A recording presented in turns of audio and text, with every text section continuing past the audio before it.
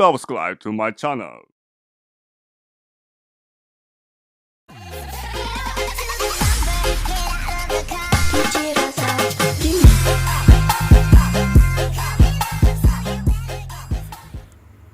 Pengelasan adalah proses manufaktur populer yang menggunakan panas dan bahan pengisi untuk merekatkan bahan.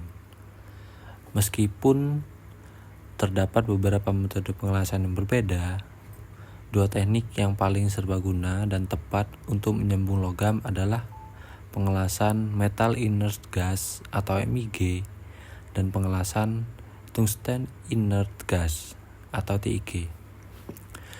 Meskipun keduanya menggunakan gas pelindung inert dan bahan pengisi yang dipasok secara eksternal untuk menyambung logam dasar, pengelasan MIG dan TIG berbeda dalam bidang aplikasi, utamanya seperti kemampuan, ketebalan benda kerja, kualitas las yang dihasilkan, dan persyaratan keterampilan operator. Bagaimana proses pengelasan MIG?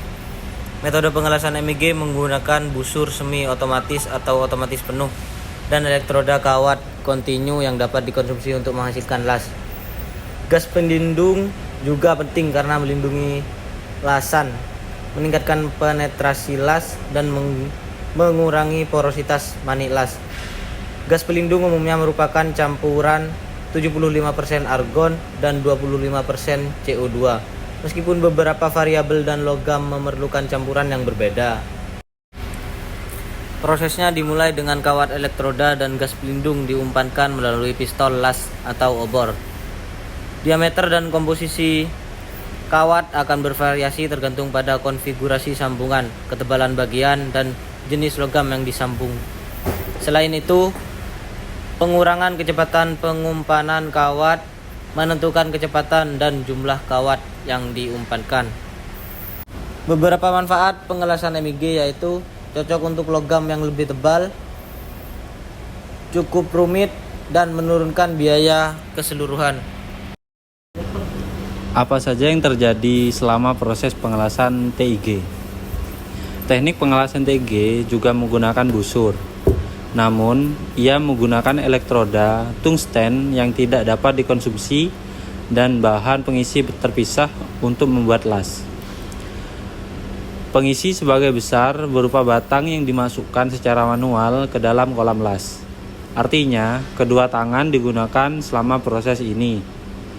Satu untuk elektroda tungsten dan satu lagi untuk bahan pengisi. Nah, untuk campuran gas pelindungnya adalah 100% argon. CO2 tidak digunakan dalam pengelasan TIG karena sifat reaktifnya yang menyebabkan pembentukan oksida tungsten. Tungsten oksida memecahkan elektroda tungsten yang mencemari lasan. Ada pula manfaat pengelasan TIG yang pertama, bergabung dengan berbagai macam logam kecil dan tipis. Kontrol yang lebih besar atas operasi pengelasan. Yang terakhir, las TIG lebih presisi dan lebih kuat.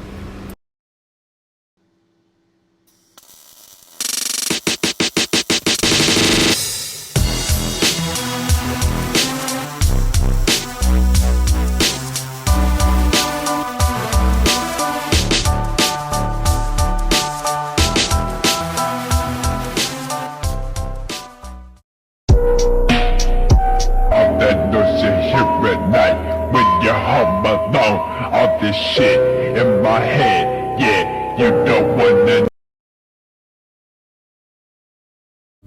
Apa itu kode dan standar pengelasan? Yaitu aspek desain dan fabrikasi komponen yang jelas diatur oleh dokumen. Kapan kode dan standar pengelasan digunakan? Dokumen ini seringkali ditentukan oleh pembeli sebagai perjanjian kontrak. Mereka digunakan untuk mengontrol karakteristik fabrikasi las, dapat mempengaruhi persyaratan layanan.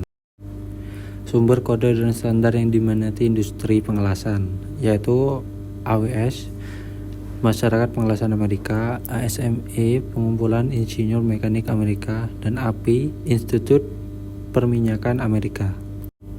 Apa yang umumnya disediakan oleh kode dan standar pengelasan? Yang pertama, desain, kualifikasi, fabrikasi, dan inspeksi. Selanjutnya adalah uji kekerasan las. Kekerasan suatu material adalah tolak ukur kemampuan material tersebut untuk menahan deformasi plastis. Faktor kekerasan materi adalah juga sebagai ketahanan terhadap bahan penetrasi pada permukaannya, sehingga dapat disimpulkan bahwa terdapat hubungan antara kekerasan dan kekuatan bahan. Uji kekerasan las adalah satu dari banyaknya proses pengujian yang dipakai dalam pengelasan, karena dapat dilaksanakan pada benda uji yang kecil tanpa kerusakan mengenai spesifikasi, dengan memberikan beban menggunakan indentor ke dalam permukaan untuk mengetahui material kekerasan dari suatu metal diukur. Dan pada umumnya bentuk indentor adalah piramida, peluru atau bola, atau kerucut, dibuat dari material yang lebih keras dibandingkan material yang diuji. Misalnya karbid tungsten, baja yang dikeraskan, atau intan yang biasanya digunakan untuk indenters. Metode pengujian kekerasan sangat sederhana sehingga banyak dilakukan dalam pemilihan bahan. Terhadap beberapa macam metode pengujian kekerasan yang dapat disesuaikan dengan ukuran, bahan, kekerasan, dan lain-lain. Uji kekerasan Brinell. Uji kekerasan las dengan Brinell berupa pembentukan lekukan pada permukaan logam dengan menggunakan bola baja berdiameter 10 mili dan diberikan beban 3000 kg. Untuk logam lunak dibebankan dikurangi hingga tingkat 500 kg untuk menghindari jejak yang dalam, sedangkan untuk bahan logam sangat keras digunakan paduan karbida tungsten dengan tujuan untuk memperkecil terjadinya distorsi indentor. Penerapan beban selama waktu tertentu, biasanya 30 detik, dan diameter lekukan diukur dengan mikroskop daya rendah. Setelah beban tersebut dihilangkan, kemudian dicari rata-rata dari dua buah pengukuran diameter pada jejak yang berarah tegak lurus. Uji kekerasan Vickers. Uji kekerasan Vickers menggunakan penuhan piramida intan yang dasarnya berbentuk bujur sangkar. Sudut antara permukaan piramida yang saling berhadapan adalah 136 derajat. Pengujian ini sering dinamakan uji kekerasan piramida intan karena bentuk penumbuknya piramida. Maka angka kekerasan Vickers Hn didefinisikan sebagai beban bagi luas permukaan lekukan. Pada prakteknya, luas ini dihitung dari pengukuran mikroskopik panjang diagonal jejak. Uji kekerasan Rockwell. Uji kekerasan Rockwell memiliki sifat yang cepat dan bebas dari kesalahan manusia, mampu untuk membedakan perbedaan kekerasan yang kecil pada baja yang diperkekas untuk lekukan kecil, sehingga bagian yang mendapatkan perlakuan panas yang lengkap dapat diuji kekerasannya tanpa menimbulkan kerusakan. Ultrasonic test. Prinsip dasar ultrasonic test. Sistem infeksi ultrasonic testing pulse echo terdiri dari beberapa komponen alat seperti pulser, transducer, dan perangkat display. Sebuah pulser adalah perangkat elektronik yang bisa menghasilkan pulse listrik tenaga tinggi. Didorong oleh pulser, transducer menghasilkan energi ultrasonik frekuensi tinggi. Energi suara merambat dan disebarkan melalui media objek. Daya penetran test. Daya penetran test ini dapat digunakan untuk mengetahui diskontinuitas halus pada permukaan seperti retak, berlubang, atau kebocoran. Pada prinsipnya, metode pengujian dengan daya penetran test memanfaatkan daya kapilaritas. Kapilaritas adalah peristiwa naik atau turunnya permukaan zat cair pada diskontinuitas. Discontinuity adalah ketidaksempurnaan material akibat proses manufaktur seperti lubang. Berikut cara daya penetran test dan bahan daya penetran test. Mungkin itu saja dari saya dan teman-teman.